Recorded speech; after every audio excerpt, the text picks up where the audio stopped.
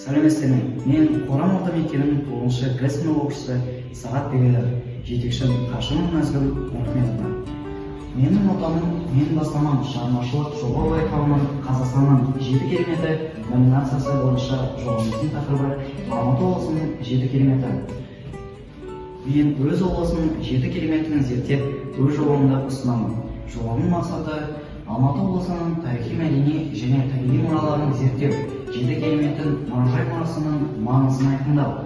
Жұмыстың міндеттері Алматы облысының тарихи және табиғи мұраларының ерекшеліктерін көрсету, құндылығын түсіндіру және насихаттау, мұражай мұрасының рөлін анықтау. Күтілетін нәтиже Алматы облысының тарихи және табиғи мұралары туралы толық ақпарат жинақталады. Мұражай мұраларының тарихи-мәдени құндылығын көрсетіледі. Табиғатты қорғау мен мұражайлық нысандарды сақтаудың маңыздылығы насихатталады. Алматы облысы Қазақстанның тарихи және табиғи мұраларға бай аймақ. Бұл аймақ ежелгі өркениеттің ізі қалған мекен. Табиғаты ерекше, көркем жерлерге толы.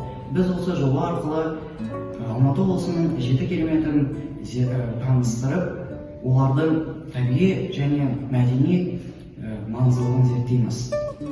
Алматы облысының 7 кереметінің бірі Шағын Шатқалы, табиғаттың ғажайып мұрасы. 12 миллион жылдық тарихы бар, ерекше ландшафтымен әйгілі табиғи орын. Қамалар алқабы атты табиғи мұнаралармен танымал, геологиялық табиғи мұражай. Келесі Таңбалы тас. Ежелгі суреттер мұражайы. Таңбалы тас біздің заманымызға дейін 2000 жылдыққа жататын 5000-нан астам петроглифтері бар ежелгі ескерткіш. 2004 жылы ЮНЕСКО мұралар тізіміне енді. Саяхатымызды жалғастырайық. Алтын адам. Көшпенділер өркениетінің символы. Алтын адам 1960 жылы Есік қорғанынан табылған сақ жауынгерінің 4000-нен астам алтынмен әшекейленген киімі Қазақстанның ұлттық символына айналған. Келесіде Қайынды көлі. Су астындағы орман. Қайынды көлі 1910 жылғы жер сілкінісінен пайда болған су астындағы ағаш тіндерімен ерекшеленетін көркем көл. Экологиялық мұражай ретінде құнды. Үлкен Алматы каналы. Инженерия жетістігі. 1970 жылдары салынған ірі гидротехникалық құрылыс. Бұл канал Алматы облысының ауыл шаруашылығын дамытуға зор үлес қосып, су ресурстарын тиімді пайдалануға мүмкіндік береді.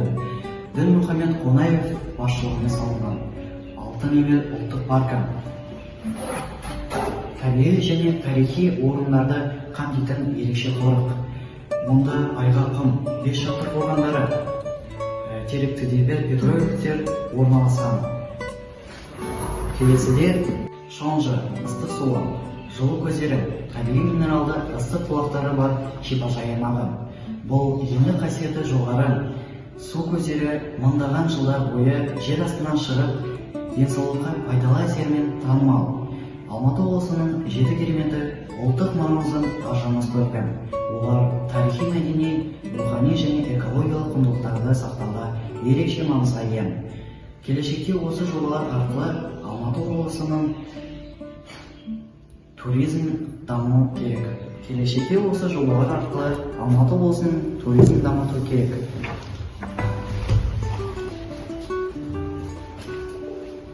Алтын адам, Таңбалы тас сияқты тарихи орындарда музейлер ашу, археологиялық турлар мен фестивальдар өткізу ұсынамын. Халықаралық туристік көрмелерге қатысуды, туристік қызметтердің бағасын қолжетімді ету үшін жеңілдіктер мен бонустар қарастыруға болады.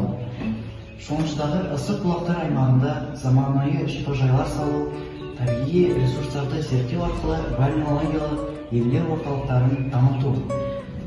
Шағын Шатқалында қауіпсіздік пен инфрақұрылымды жақсарту, мысалы серуендеу жолдары, бақылау алаңдары, Қайынды көлінің су деңгейін сақтау және экожүйесін қорғау, сапар орталықтарын, шолу алаңдарын, көркем фотозоналарын орнатуға болады.